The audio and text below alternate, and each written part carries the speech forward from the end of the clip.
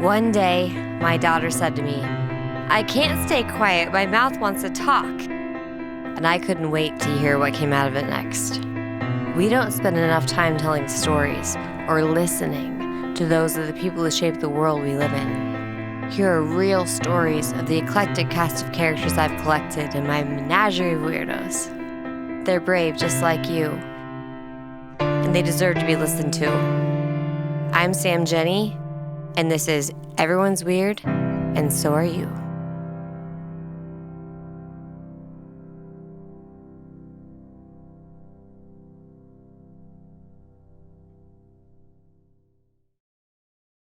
Hey, Ronan Daly.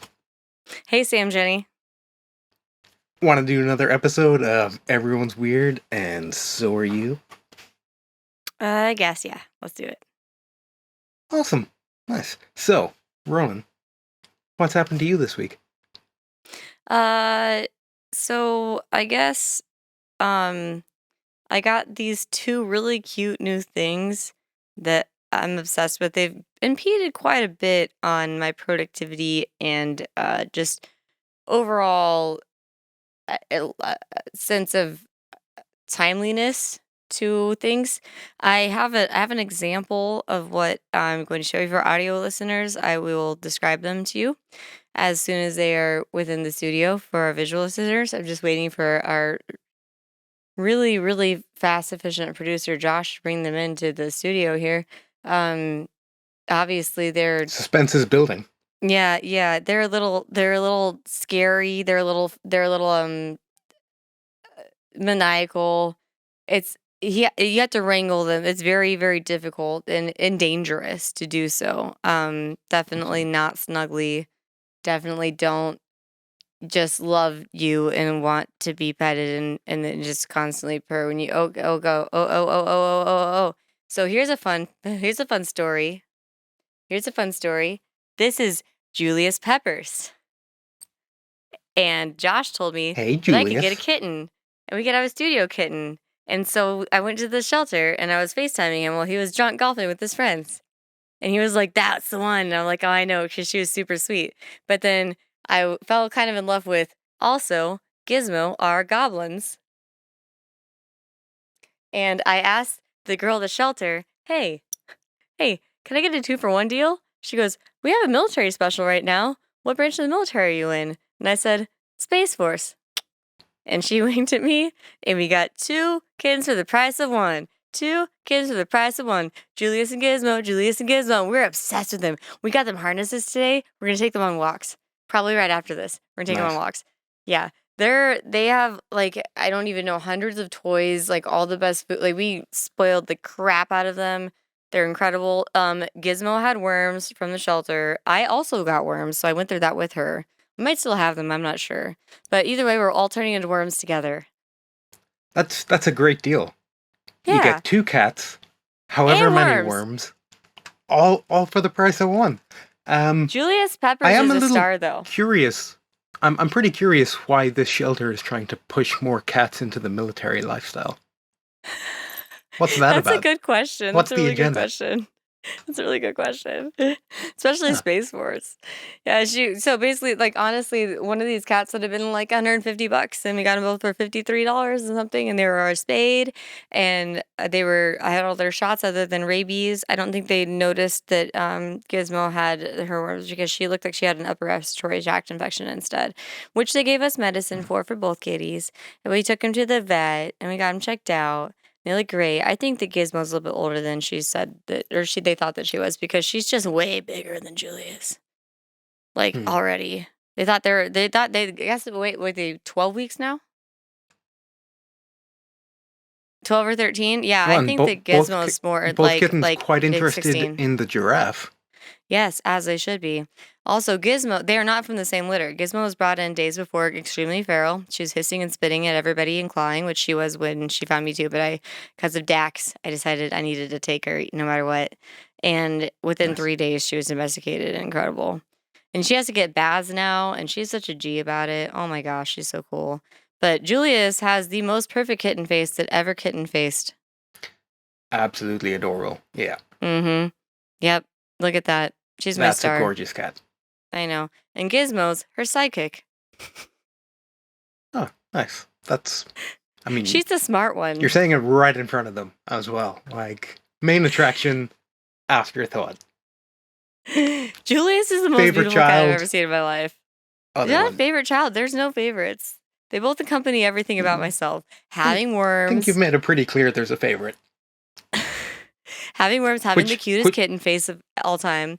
Having worms, also being feral, also having really disproportionately long legs, and arms, and then one arm, sorry, and then also sneezing a lot.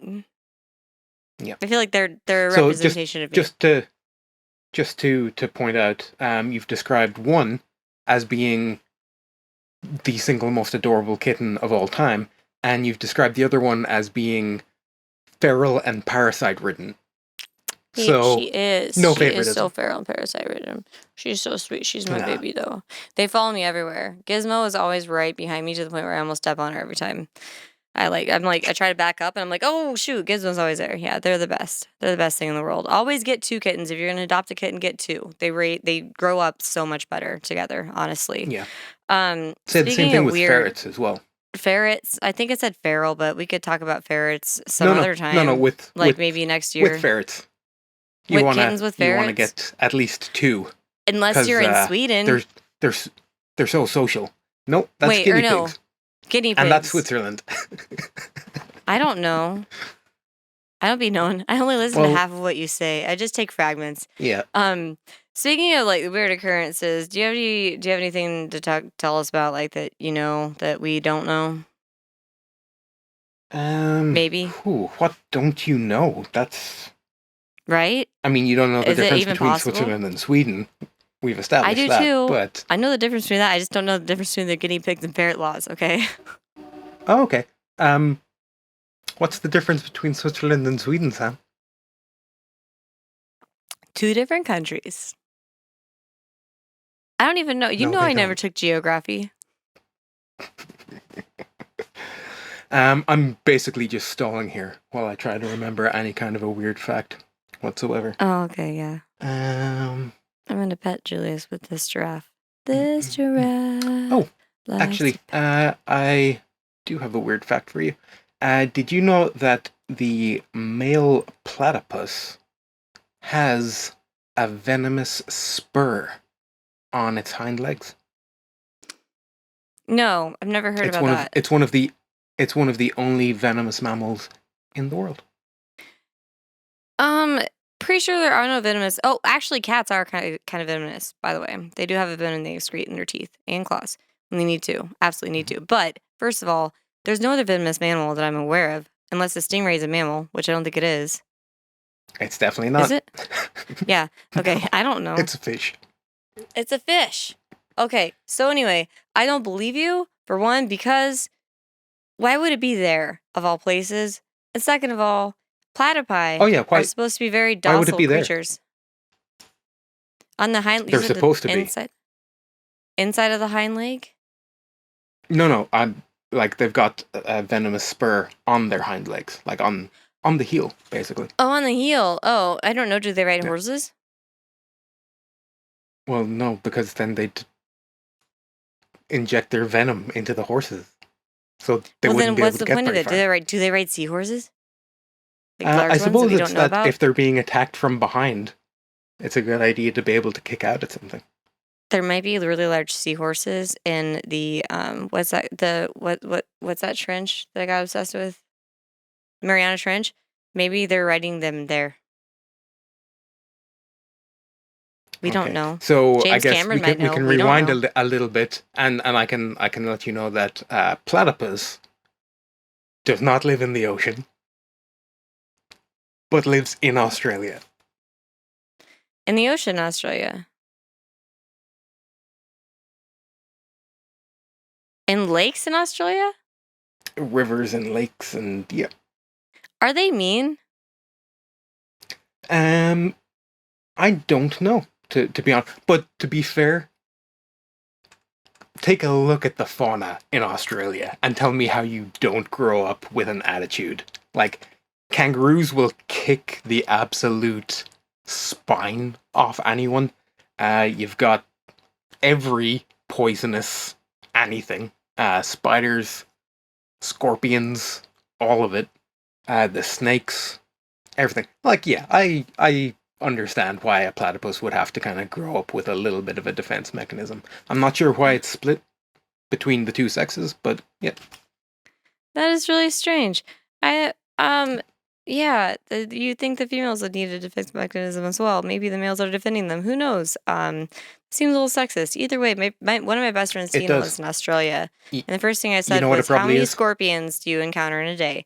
She said, at least twice this week. And I was like, are you kidding? And she said, no. And I said, that's too many.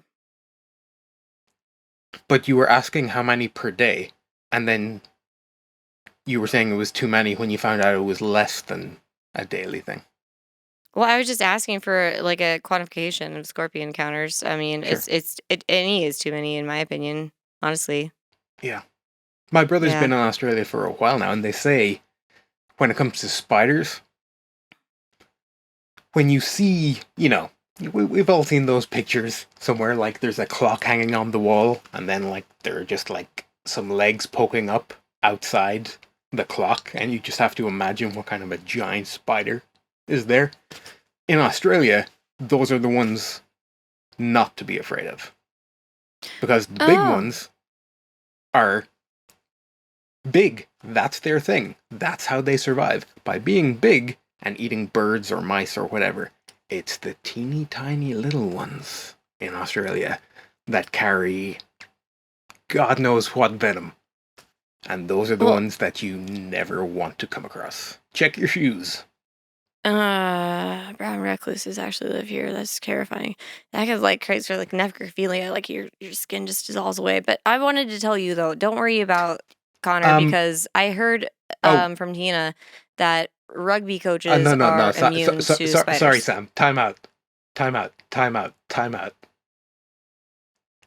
Josh, can we check the tapes on this? Did Sam just say she has necrophilia? What is it? Necrosis.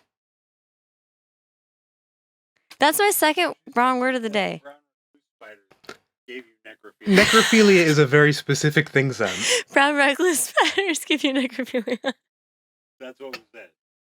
I meant necrosis, you dick bags. God damn it. Either way, tell your brother he's fine. Like how many people have been like arrested in a cemetery for nothing more than being bitten by a spider and then following whatever impulses came next? It's not my fault. I got bitten by a spider. Yeah. And but you know what? The problem is there's always one guy who's just using that excuse. There's always one guy who's just like, oh no, it's totally there was a spider over there. I think it was and it's like, well, you came here with the shovel and for some reason, protection. You come on, Brian. We've been over this before. Brian, come on, with a Y. Brian. We live in Alaska. Come on. There's no Brian Brian. Recluse here. No, we all know. Also, get it together, Brian. Get it together. If you haven't figured it out already because you found us, we are on all major streaming platforms. So if you're seeing us on YouTube and want to hear us on your drive to work in the morning, we're also on Spotify, Apple, Google, and Audible, and a couple of other places I don't know about. Oh, you can find us on Instagram, you can find us on Facebook, you can find us on Snapchat. That's Sam MF Jenny on Snapchat, and the public profile is our page. TikTok. We're on TikTok now. It's called Everyone's Weird on TikTok. Yeah. TikTok is reserved specifically for one character. She is our new office secretary. We're going to kind of like go through her transformation from her previous life to now. Her name is Tonya. She is the absolute worst phone sex operator. And she's amazing. Now she's our secretary. Now she reads dramatic monologues from movies like Fight Club and Braveheart on screen. Something to look forward to. She did that yesterday. Disclaimer, because I know that this is something that fans have been crying out for, it is not Josh in a wig. Sorry. It's an entirely new person. I can see where that could be mistaken. Also, shout out to Kindness Ranch, who gave me my baby man, Dax, my kitty cat. They are a research lab animal, sanctuary, where animals can live throughout the rest of their lives there. They don't have to be adopted, but they are available for adoption. They take care of them. You can go there, you can stay in these beautiful yurts, you can meet the animal that you want to take home, and they're the most kind, generous, just it's such a great organization that it makes me want to vomit with like just rainbows every time I think about it. I actually tear up most of the time I think about And it. that's the kindness guarantee. It is. It's seriously privately funded. It's incredible. They're like, just when I went and got Dax, I went back and got Luke. They were like, just take him. You drove all the way here, take him. And he's been the You, light you of my didn't even life. have to. You didn't even have to steal any valor. Just Nope. take the cat. Just take the cat. Awesome. No valor stolen. Also, he's been like the light of my life until these two kittens. He's still the light of my life. Dax, if you're watching, you're still my favorite. I'm kidding. We're going to talk to Shaq Sinclair. And he is a fitness coach / personal trainer, whatever you want to call it, and an actor in Hudson, New York that I met online. And he's fantastic, and he's got a lot of really He's a lovely guy. So positive, uplifting, just really influential messages to spare. And also, he is really entertaining to watch. So let's get him on the phone, I guess. I'm just going to call him. Hold on a second. Let's do it. I'm going to just use the landline so it's secure, okay? Okay, I'm just going to disappear off screen. It's a New York number. It takes a minute. Hey, Shaq? There he is. Me. There he is. You got my phone call then, right? I did. How you doing today, bud? I'm doing phenomenal. How you doing, Miss Sam? I'm good. I just wanted to talk to you about some stuff. Mostly African dung beetles, what you feel about the extinction of giraffes, and your toenail care regimen. Yeah. Yeah? Okay, good. Yeah. I think it's gonna be a really let's do it. riveting really riveting video for everybody to watch. No, so Absolutely. I met you on Snapchat quick ad, right? Yep. Yeah, and I Right was when like, I started Shaq. to dive back in. Yeah, was you right when you got on Snapchat, right? Yeah, kind of. Like, I think I saw you. Like, I just saw, like, Sam up and Jenny, and I was like, interesting. Okay. And then, yeah. I saw So I just Shaq and I saw was like, dope. I wonder if it's actually Shaq. Shaq. And it Turns was all out it history is. from there. It was always there. But no, you're from Hudson, New York. Born Yep. and raised, right? Yep, born and raised. And you're 32, 33 in 10 days. Yeah, big 3-3. Happy early birthday to you. Thank you, Libra life. Yeah, I would say that's the Jesus year when you turn 33. Yep. Oh, Just yeah. watch out for crucifixions. That's all I have to say, okay? No promises. And Judas's. Or crucifixions. Anyway. Either or. Or crucifixions. There's a lot of going around these days, you know? Crucifixions. I like it. I'm going to keep that. There's a lot. So the reason why I was so entranced with you was you're so positive. You had so many super positive, super funny, super upbeat messages on your story. You were always inspiring people to be healthy. You were always explaining your day, being healthy. You have lots of self-care regimens. I thought that was really, really cool, really positive. And I found out that you are we were talking about the difference between a fitness coach and a personal trainer. And, could you explain that to us? Yeah, so I feel like a fitness trainer is someone that is more involved in the hands-on aspect of it. I feel like coaching is a little more convenient in some ways, just in my opinion of it. So I have a coach myself who kind of just is there for me, walks me through a program of what I want to do. And then you have trainers that are just with you every step of the way, kind of there to kind of guide you across that little rickety bridge. So yeah, there's definitely a little more, one's a little more interpersonal than the other, but they all have the same meet in the middle, which is to help people. Which one are you? Are you the rickety bridge? Am I the rickety bridge? I feel like I'm the troll under the bridge that actually is there to keep it all stable instead of asking people for money. Mm-hmm. I'm You gotta just pay the holding it troll steady toll. for them. You're just Yeah, holding it get up. that Disney troll. Boys. That bridge has been compromised. We need to make sure they can get over it. No, I get it. That's Many actually times, great. many times. Yeah, and the other thing that's fascinating about you, I find, is that you are an actor and you are great Guilty. from what I've seen. Yes. And I was gonna say, do you prefer film or do you prefer theater? Or do you have a preference? I have not done theater yet. Theater, film. I have not done film yet. So yeah, film is something I'm getting into now with something I can't really mention too much about. It's kind of on the hush hush. But theater is something Silent I've film. I like that. yeah. It's a silent film. We're just It's due for a comeback. speaking up about it. So yeah, I'm doing a lot more theatrical stuff right now, which is a lot of fun because it's all like one take, no mess ups, versus just all right, we can hash this out later. Nice.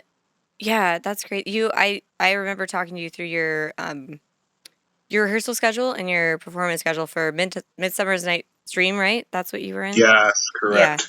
And who'd you play again? The Duke of The Duke of Athens, Theseus. Yeah. You mind gracing us with a monologue? Yeah, okay, yeah. Put me on the spot. I was like, now, fair Hippolyta, our nuptial hour draws on apace. 4 happy days brings in a new moon, but oh, methinks how slow this old moon wanes. She lingers my desire like to a stepdame or a dowager, long withering out to young man's revenue. See. See, Classic I was doing Theseus. that yesterday too. Classic Theseus. No, the other thing, one time, I don't know if I asked you for a pep talk in the same vernacular, but you sent me a snap and it was just on the spot, like complete Shakespearean language, but like Yes. made for me. And I was like, did you save that? Because I would watch that every day. That'd be like my in the mirror affirmation, like every morning. Like, yeah, I don't even remember how you did it. I was just like, what? I need to see that 5 more times to comprehend it. And you're like, no, I didn't save it. And I was like, I know, it was like an explosion. It's like it just happens, and it's like a supernova. It's like and then you don't even remember it after it's done. you just gotta Was like just do it again.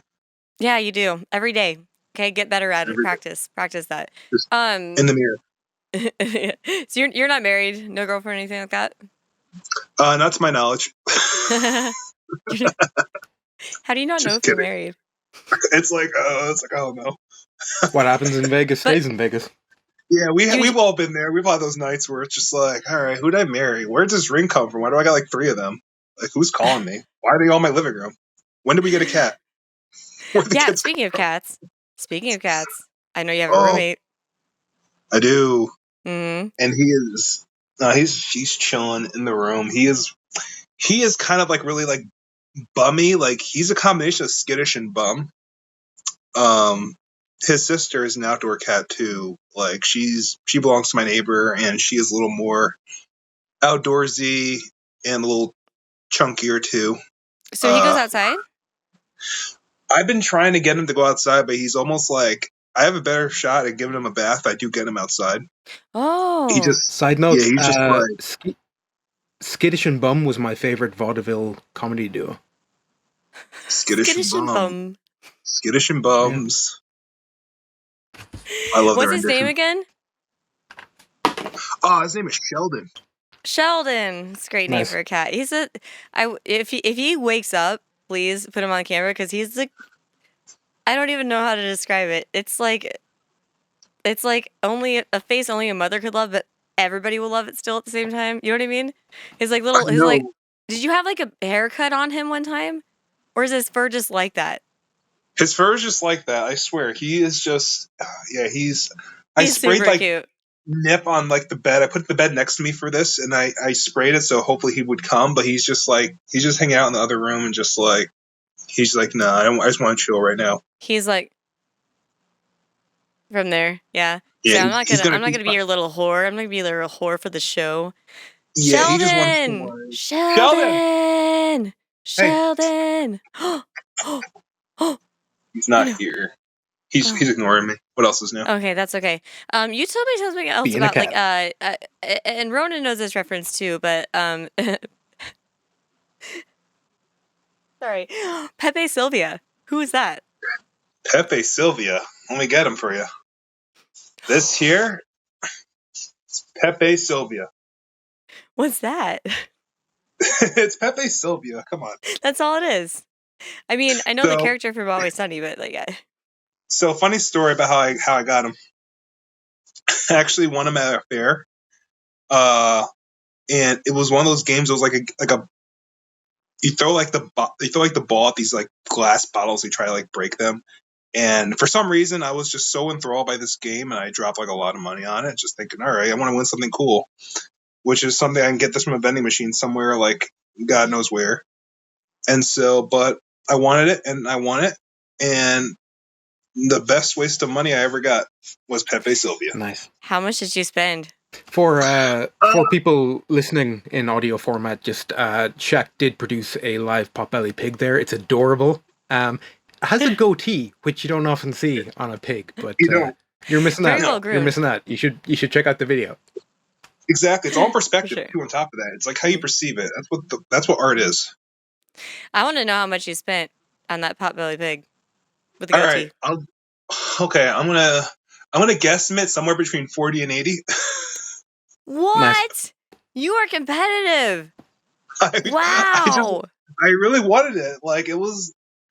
I can't even say it was 20. I feel like 20 would be like super low, and I was just like, Did you sleep? Do you sleep with it every night? it's in the room. He kind of watches over everything. He's the overseer of the night. Like Nice. from behind you, like the big spoon? Kind of He's like the he Nightman. watches the sleep demon. He fights the sleep demons too. He crawls under the bed with his like little Minecraft like sword and just goes on an adventure and fights them off in like a Pixar style like underworld. Yeah, that makes sense. Or is he the day man? Because he's the fighter of the night man, Ronan. I haven't Depends. seen him. They took you Nightman, and you don't belong to them. How I long to feel your lovely arms around me. So, Nightman can be a good thing or a bad thing, Sam. Again, as Shaq said, it's a matter of perspective. Yes. I feel Yeah, like we're like really that. pushing the limit now with the Danny DeVito thing in the background. Someone's going to sue us. Oh yeah. We're Yeah. we're No, they infringing too much on a very specific property now.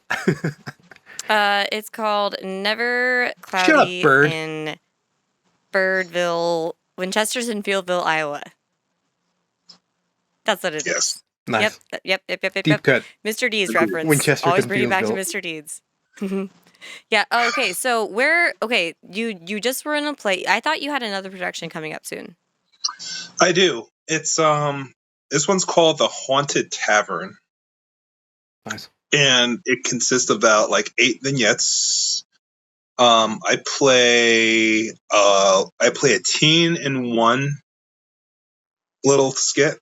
I play a dancing zombie in another, and I play a very very cocky vampire who was also a soap opera star a while ago as well, 30 some years ago. Oh, nice. That I sounds like that. fun. So you have It's 3 good. characters. How long is the play? It's about, so I'm assuming about 100 minutes if we Okay. guesstimate it, because about many- each vignette is about 10 minutes long. So how many? You spend like 30 minutes on stage doing that then? Yeah, I feel like I'm about 30 minutes on stage, but also basically just an extra on one as well. So we're still hashing that out time wise. So we're going to be. Do you have a lead role technically then? Do you have a lead role? I do have a lead role in one. Okay. Yes, Okay, cool. 2. Ooh, look at you. And then Not you're an the extra in focus, another. but That's awesome. I have a lot of dialogue. That's good. That's Nice. good. I was gonna ask. I was talking to a playwright. Don't want to put words in her mouth. Not gonna say who it is, but she wrote this really awesome concept for a play that focuses on the difference between men and women in the audition process and the casting process, and how it seems like there's so many more roles for women, and to the point where they're like, just like, hey, can you call your husband and see if they're busy that weekend? Do you find yourself facing a lot of competition in New York as an actor, or do you like, how does the audition process even go for you? I feel like it's been very luck based for me. It's just kind of happened like fall into my lap. I started doing it just for fun, and the opportunities just started coming my way. And Yeah, it came when I first did A Midsummer Night's Dream. I call her my theater mom. She's the woman that got me, like, she discovered me in high school and just stuck with me ever since, and really, like, wanted me to hone my skills as an actor. So she basically, like, wanted me to, like, try out for this. I've done improv before, on and off on the side as well. So this was a chance for me to get back, like, on stage itself, and I just tried out for it, got a role, and just really started to get back into it and really started to get my feet rolling again. And this next performance was just word of mouth from her to this other director that I'd be a good, like, pick for the performance itself. So I haven't reached that competitive state yet. I feel like I'm still kind of like green in that regard, which I'm totally cool with. I actually like being a student. It means, like, there's plenty of room for improvement as well. So, yeah. Did you go to school for this, for acting? I did not. I took some classes, but I did not go to school for acting. I was actually an English major in college. So Kind I of still had synonymous, fun in with my it. Yeah. opinion. It's a Yeah. word thing. Ronan is a phenomenal actor, even though he's an English guy and an editor and a writer. But Sorry, did you just call me an English guy? No. Whoa. Careful. You just sound like one. Phenomenal. No, I don't. Synonymous. No. So, basically, when did you, like, how long ago did you get into acting? Why did you realize you wanted to? Why'd you take the classes? Why'd you do improv? So, and I was a very weird kid in high school, and I didn't really have, like, much of, like, an outlet per se for it.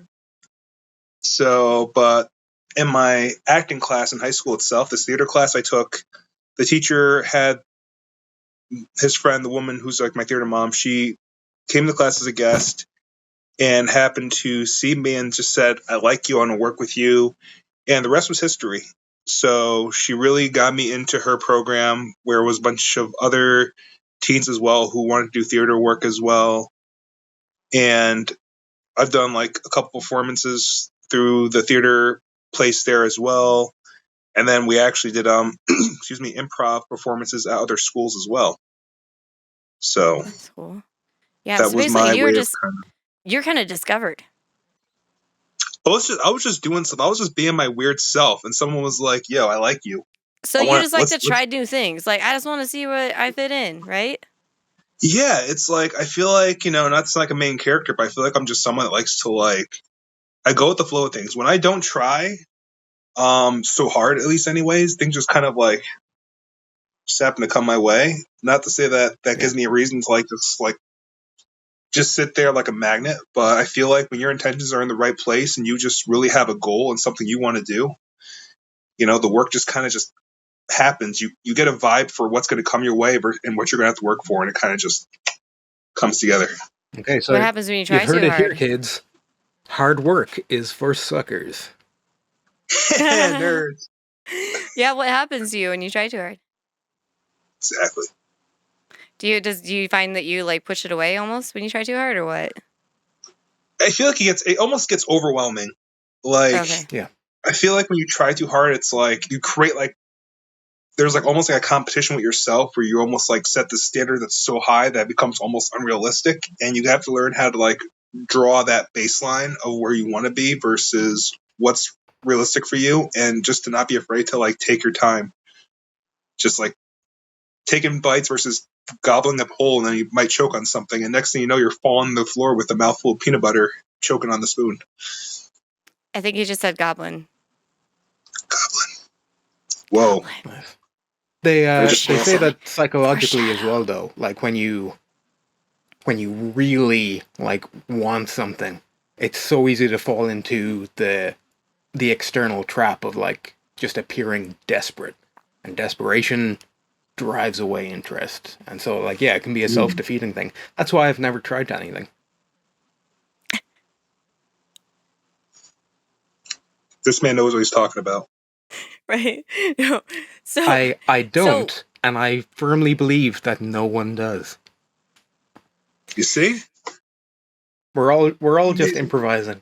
We're all just making it up as we go. This thing called life. Whatever. It's all just So one big cheesy. hologram. We're good. It's just stuff happening. It's just It's stuff just happening. that's all it is. So I want to talk about one thing about the theater world because I know it pretty well, but I was talking to you earlier about I feel like incestuous dating atmosphere in the theater world. Have you run across a lot of stuff like that? Ironically enough, no, not really. I feel like that's more of like something you'd find like a little more in like a more urban like environment, like down in the city. So I know they call those like showmances, where you have like an on-screen romance, and maybe that kind of leaks out into like real world as well. Um, I haven't really had that, which is kind of, I feel like it's kind of a not a good nor a bad thing. I feel like it's just like an experience that some people in the space have, if it's part of the culture, I guess, in a way. Yeah. Yeah, I feel like it's like almost like crapping where you eat, almost, which is a no. It's more like Yeah. dating a coworker. Yes. Exactly. Or Also, having a sometimes it relationship creates for with great someone in the same chemistry. play as you.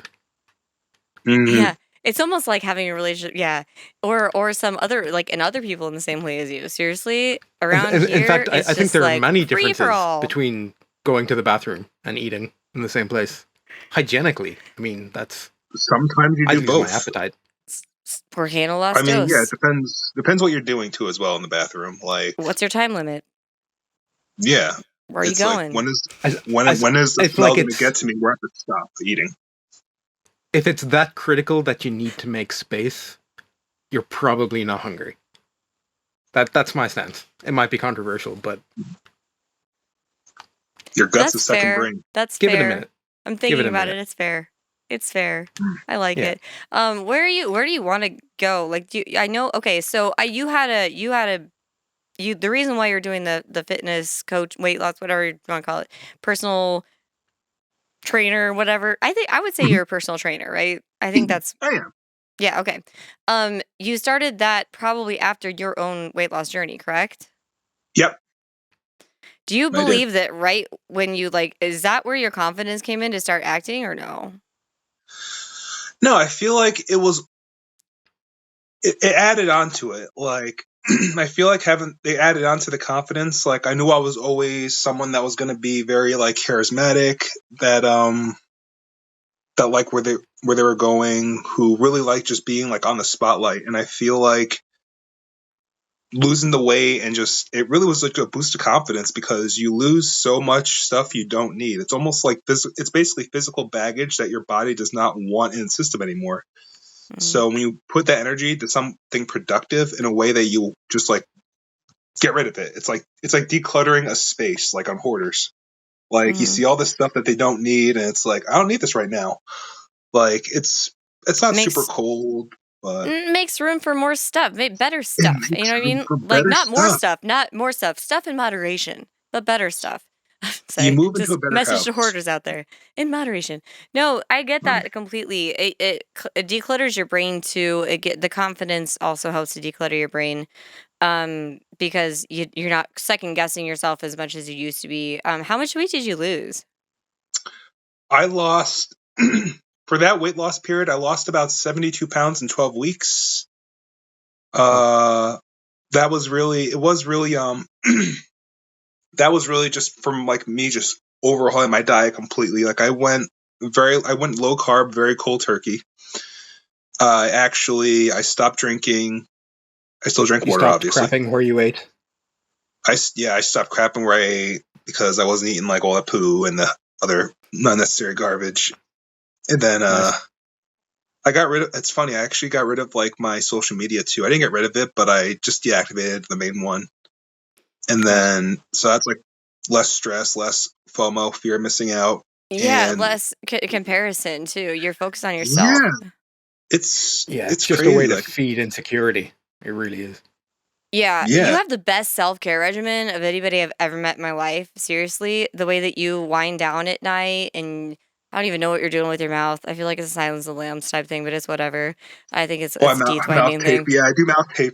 I'm one of those people. But no, you're just like, this is my time. I gotta do this. I have self-care. I can't do this right now because it's self-care time and it's time for me. Yeah, And you have yeah. a really regimented schedule. Also, you eat healthier than any man I've ever met in my life. That includes dietitians. seriously, you eat like I used to when I ran ultra marathons. You like everything is just so like natural and protein/carb based on the use during out the day. You know what I mean? And you're trying to get in a array of vegetables, an array. I don't even think you go really much on fruits, do you? It's funny, actually. I cycle in fruit too as well now. Not that I didn't really before, but I feel like it kind of had to be. You have to get out of your own headspace that certain foods are gonna like hurt you because everyone's different. Because you have people who are carnivore, vegan, and just tell you like which one's best for like them when it's all subjective, and they all have their merits. But my motto is to go whole foods based. I have some fruit too as well. I just bought some. I love kiwi. I have some of that as well.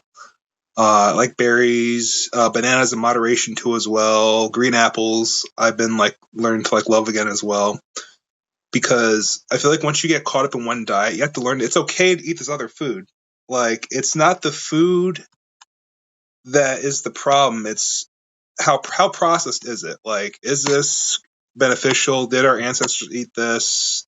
Like, is this an apple or is it just an apple product? Is this cheese or is this just like cheese product? You got to read the labels and not throw the baby out with the bathwater sometimes. Mm, yeah, yeah. You said the bad word, bananas. We don't talk about bananas in this house. We don't. Yeah, Nope, I'd nope, also nope. point out that Totally. if I only ate what my ancestors ate, then it would just be boiled rocks, potatoes, and turnips, and that's Yeah, the rocks were the best part of it. They're really Yeah, tender. they You were. boil them They for they, at they least really 3 months. captured the flavor. Yeah, yeah. to No, boil them just right. I think that's great. Also, do you agree with me on the point of day? Like, so when I was training for ultramarathon running, and also in my like weight loss journey, because I had gestational diabetes when I was pregnant with my son, so I actually ended up losing 90 pounds in about 4 months. And Mhm. like, I mean, it was kind of falling off anyway, but because my body wasn't supposed to be that way. But I still was crazy about like calorie intake and content intake. So I would eat all of my carbs in the morning before I ran, and then throughout the day I would preload or reload after that with protein to build my muscles back up. And then throughout the night I would have maybe a little bit more protein, maybe vegetables only, and maybe like a Mhm. little piece of dark chocolate. Is that something that you think that would be healthy? I mean, I'm just asking for myself right here. Yeah, it all depends. Like I know, like in the mornings themselves, like the reason why I feel like carbs are definitely like a good tool for like working out because when you have like more muscle, you can like take in a little more carbohydrates because your muscles act as a glucose sponge for that. And carbs aren't really like essential, but you want to function usually on protein because protein is the building blocks, and so is like fat. Fat's good for like your brain health as well, and you get those little micronutrients from the fruits and vegetables as well. But you also don't want to have too much of it. You want to have just enough to get all the nutrients you need, and plus it's good for your gut health as well to like be able to absorb certain nutrients. It's like having guests over in your body and like telling them, okay, you can room over here, versus just someone that just pops in when the door's open, like that meme where it's like nice place. The guy that breaks in. I'm not gonna say the rest of it because yeah, No, I but get it. Also the insoluble and soluble fiber mm, and all of that probably creates a big difference too. What are your feelings on like protein powders, protein shakes, things like that? they have their place. I have protein like myself, like powder form too, and some people it depends on like what they want. They definitely have their place in terms of if you want to get something in your system, like at the end of the day or at some point where you're just either strapped for time.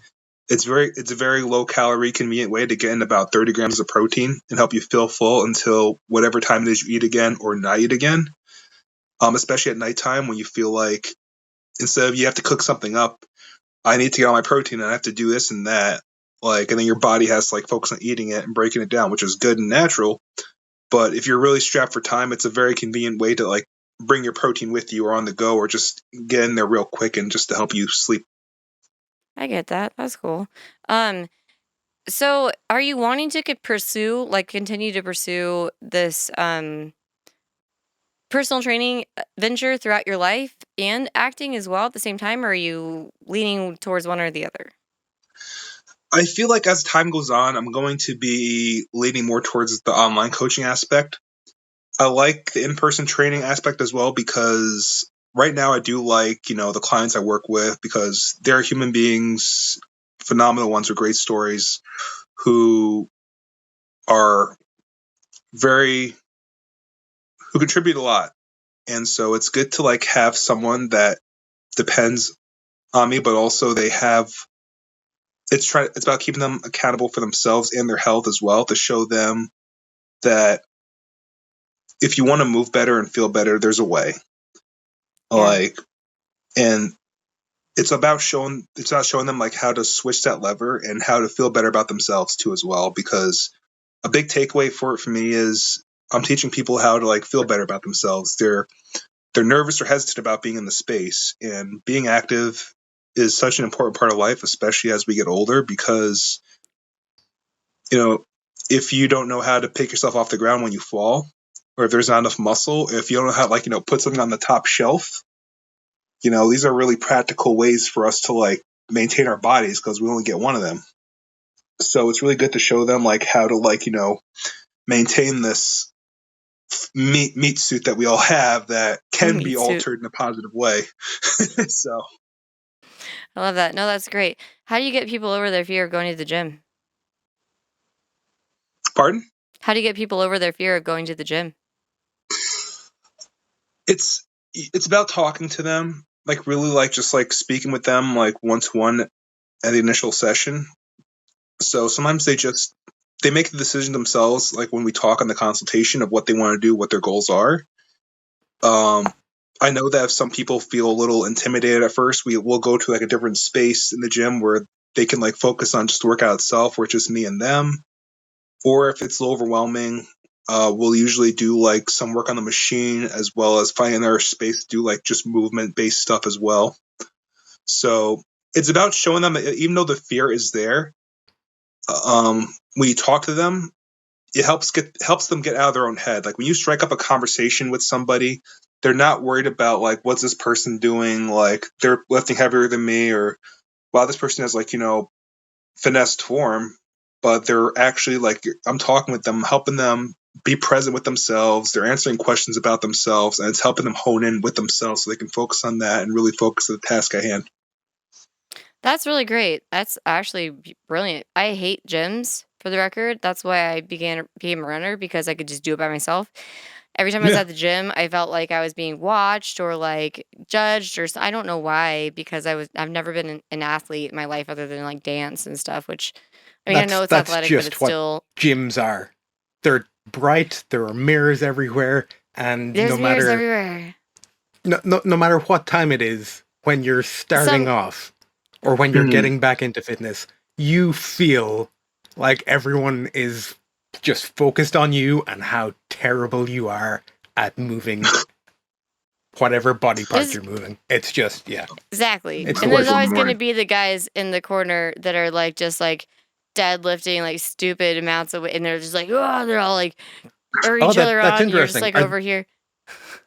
Those guys are in the corner in your gym? Because those guys are everywhere in any gym I've ever been to.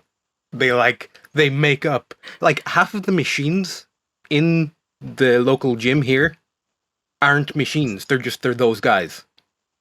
So like they're holding up the structure of like a lot of those like leg presses and things, and so you just strap yourself onto one of these guys and like do your thing while they're just deadlifting you.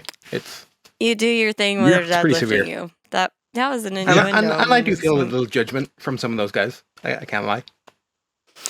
Shout out to Gunther. Who doesn't? What's your favorite like actual like piece of gym equipment, like machine for anything? Like what do you think is the most versatile, like best?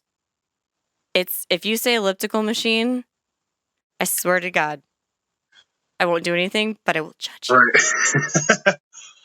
I actually do. I like using dumbbells because obviously, there's a lot of merit to all, like most of like what we do there. I dabble with the Stairmaster because, how often are we're actually going upstairs a lot. And, there's like, a self-walking treadmill as well you can use. That's cool. Yeah, I mean, I like using a little bit of everything. Like even like especially like with dumbbells too. On top of that, there's no like bar, so you have to work on stabilizing it all yourself, and you have like you're trying to keep two different things on the same plane of motion when you're like going up and down with the repetitions. And yeah, there's still a lot I'm learning too. Like there's like, especially when it comes down to like mobility and flexibility, because when you go down to like your training connective tissue, there's all types of like various movements you're doing, which, like I said, it's not the sexiest part of the health space, but it's very practical because you do have to like build up strength in your connective tissue and your joints because you need those. You can't just like, build up muscle and decide, oh, this is going to work every time, because there's wear and tear underneath that you need to strengthen as well. Mm-hmm. That's fascinating. I like that. I like the idea behind, dumbbells instead of a bar. That's brilliant because you're actually like also learning how to synchronize your movements to get better, I guess, synchronicity within your muscle structure. Right? Absolutely. Yeah, that's great. That's brilliant. One question. Well, first of all, Josh, do you have anything yet? He's gonna pull up a 3-way like dialogue for us to cold read. I have Josh looking for that. I want to do that, but I also want to know one thing specifically. Where are you wanting like your acting career to go? Are you loving theater? Are you wanting to get more into film? Are you wanting to be in both? Like, are you just wanting to just be like you were in high school and just be weird and do whatever suits you? I would love to do film. Like, I'd really love to be like on the big screen someday, or even like on a streaming. I mean, it's weird to say that we're just going to be on a streaming service nowadays, especially with the actor strike stuff going on too. Hmm. Do you but- know the Well, like? Have you never that's done over film now. before though? Oh, it's over now. I don't know anything Oh, about Yeah, current the events. Writers much I know. Guild strike it. Yeah, few days ago. So we're allowed to pitch ideas again. We're allowed to be interested in movies. It's all good. He says we because he is a part of that. I don't watch the news, so I don't either. I don't watch this. It's fine. I just make it. I make the news with Shaq Sinclair. you make the news. I don't watch it. There we go. No, I want to know, like, so do you know the difference between, like, okay, so theater acting is so different from film acting. And I don't think I ever really had a full knack for theater acting. But film directing has been really easy peasy for me. It's been kind of like second nature. And it allows for a lot more, what do you want to say?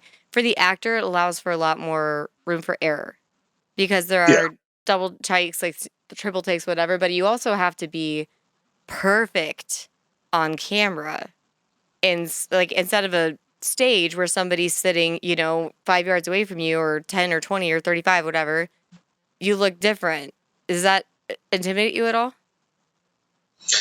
Not really. I feel like nowadays there's always room to like fix any type of error, especially with all the stuff we have going on with like AI, which is like convenient but also not scary to an extent. But it all depends on what people look for in the space itself. Like I don't mind theater. It definitely does add a bit of challenge because you want to make sure you only have one take on stage. Mm-hmm. If a mistake happens, you just go with it. You learn how to bounce back from it instead of just freezing up. It happens, but you don't think about that in that moment. But when you're part of a film, there's, all right, let's just take 4 or whatever. There's room for error, so you can always fix it. So I think that's why I've always I've grown up with movies and such too. So I've always been drawn to like that aspect of just being a character or a hero or something. Mm-hmm. So Yeah. And Yeah. how do you find the difference between, like, say, a theatrical performance where, you've got the audience, you've got people sitting 5 feet in front of you, but you've also got people sitting 40 feet back, and you do have to exaggerate, you do have to project, and then on camera you can allow yourself those little subtle changes, those kind of more minute things. How do you see yourself playing between those styles. What? 1 second, I gotta interject. He doesn't understand feet. He's on the metric system, so just bear with him. Go ahead. Yeah, I was gonna say, like, when you're trying to think how I describe this, I feel like there's really not too big of a difference per se. Like, I feel like you always have to have, like, you have to always punch your consonants and really, like, be, like, heard, regardless of anything you do. Like, I definitely feel like in film it's a little different if they have, like, a little, like, mic thing by you, so it's easier. And they could always edit it themselves, but it was never a problem being loud. I was always, like, a loud person, really emphatic in that regard, so that's not really much of a problem for me. But I do feel like it can be challenging when you have, like, specific, like, words that have meaning to them, and you really want to get that point across, like, to, like, Billy and Joe in the back of, like, the audience. You really want to, like, you know, be loud with it. You want to project it. You want to be open. And it really is about using your facial muscles as well to, like, really, like, you know, even if they can't hear you, like, a lot, there's just a message behind your face. Like, Yeah. You can even manipulate your mouth to project the words quieter, if that makes any sense. Like, you know what I mean? Project them in a different way. You can make, Stage like, more of a whisper. tunnel. Like a tunnel where you just, like, shoot the sound forward.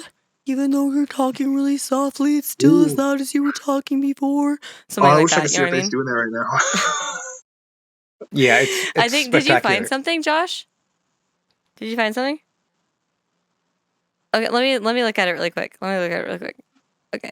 Okay, yeah. So, Shaq, you and I have to cold read. Sam gets to prepare. No, Okay. okay, I'm Lucy, one of you is Cliff, and one of you is Derek. We want Okay, to decide, like, I'll go with Derek. I'll be Derek. Yeah. You'll be Derek? You are Derek. I'm texting this to you, Shaq. Yeah, I just Hold on a second. Shaq gives more of a Cliff vibe, so I'm happy to take He Derek. does give a Cliff vibe. Derek, you're such a Derek right now. Derek. Okay, so Josh Keach, the world's most okayest producer who's available that day, has found us a 3-part dialogue to read cold for Shaq. And I'm apologizing in advance for myself. Ronan's probably going to kill it. Let's see. I'm Lucy. You're Cliff. Shaq. He's Derek. Obviously, Derek. It's called Folk Night. It's written by Alexander Lee Rakers. An office boardroom, mediator Derek sits in the middle of the table, flanked by manager Cliff and employee Lucy. Are you ready, guys? Yes. Yep. Do you have it? Everybody has I have it. Okay, I have I it. don't know what it is, but I have it. And same. I'm just gonna guess. I Neither don't know does what's- I don't Josh. know what's- None of us know what this is. I hope it's okay. Okay, Ansi. Okay. Who's going to start? Because I was called in during my lunch hour and I don't know what I'm doing here. I appreciate that, Lucy. This shouldn't take long. You know Derek from HR? He's going to be acting as a mediator for us in this session. Not officially, mind you. No, this is strictly informal. A favor from me to Cliff as he speaks to you today. Lucy, you're not in trouble. Good. And Derek is here to make that very clear. That part is official. Still informal, though. But I did want to speak to you about something that has been troubling me. Nothing major, nothing disciplinary. Nothing official. See? You get it. So, Thursday nights in the Fowler household are date nights. The missus and I dress up, make an effort, pick a restaurant or a movie, and have a good time. After that, we find a fun local spot for a nightcap. Maybe discuss the meal or the movie. Are you following? I understand the words that you're saying. Let me get to the point. Last night, after a steak at Weston's, we strolled around the neighborhood until we came to a delightful dive bar called Sapper's Tavern, Oh no. where it turns out Lucy's been keeping quite the secret.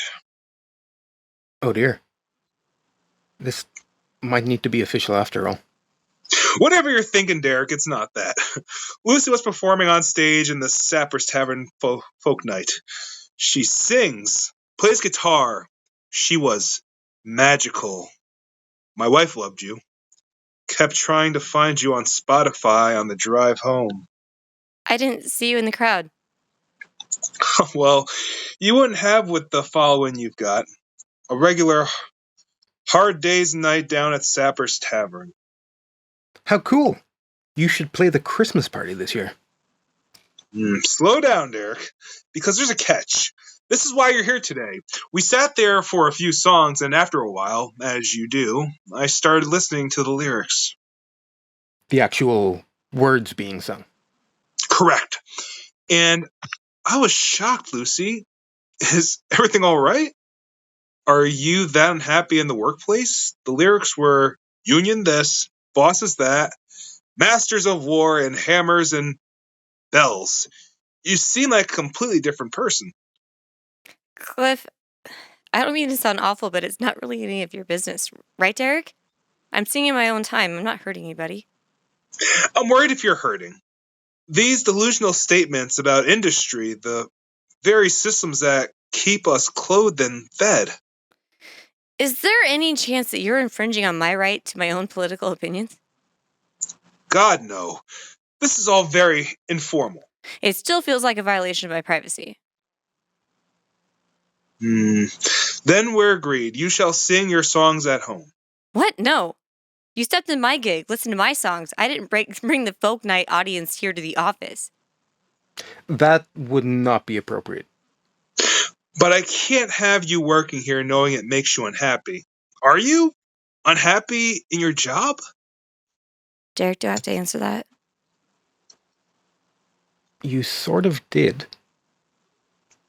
I sing those songs because I love them, because I believe their messages, but that's folk night, not the office. I know the difference. Good, I guess. Good, I think we're done here. Wait. One more thing. Would you play at the Christmas party? The missus would love it. Then I'll burn her a CD. And sing. That was so random. It was. Quite That was weird. great. I feel like that was really good. Yeah, we did it. Yeah, we did it. We did it. We're doing it. That was good. See, it's fun to cold read. Okay. I would like to offer you this fuzzy bounce sphere. This is in our merch section and our website. We said it's sold out. We lied. We have one for you. Okay, do you mind if I toss it to you? Me? Yeah, you want it? Yeah, throw it to me. Read it on the show? Okay. Do you get it? It's coming. It's coming. What? Science. Yeah, science. Love it. Yeah, thanks, Shaq. You're the best. Super Those bit of stoked to a lag, have you on the show in the future and other facets that we have not disclosed yet. But we have alluded to, and once people watch back on this, be like, oh, they totally alluded to that. But yeah, Totally alluded to that. super stoked to have met you as a human being. You've been a huge influence in my life and positivity and self-care and self-awareness and discipline, especially. And honestly, self-awareness mostly. Thanks for being here with us today. We will let Thank you. go to your super regimen Absolute schedule. I know pleasure to that meet you, have. Shaq. Pleasure to meet you, too, Ronan. And we will be talking to you soon, I'm sure. So that was Shaq Sinclair. You'll be seeing more of him in the future. No spoiler alerts, but it's going to be with us, and we're super stoked about it. But yeah, anyway. Such was a cool great. guy. Such a cool guy. Super, super stoked to have him in our lives and to just to know him in person in general because he's really inspirational. So you can find his links to his training, I think email like for personal training and website, and then also his Instagram in our credits, and then also in the comments down there. Comments down there. Boom, boom, boom, boom, boom. Also, you can find links to the TikTok show down here. You can find links to everything on our link tree right here. And then you can also find my nose right here. And that's where all the stuff is. That's where all the stuff is that matters. Yep. So I'm Sam Jenny. And I'm Craig. And this was Everyone's Weird and So Are You. You all stay funky out there. And stay weird, weirdos. No, funky. funky first, weird whenever. That's the mnemonic device. Pretty much just maintain your abnormality and just be yourself. Just be some Kenfunky Fried Chicken out there. I can get behind that. Okay, fine. Kentucky Fried Chicken. Okay, bye, Kentucky Fried Chickens. Peace. Peace.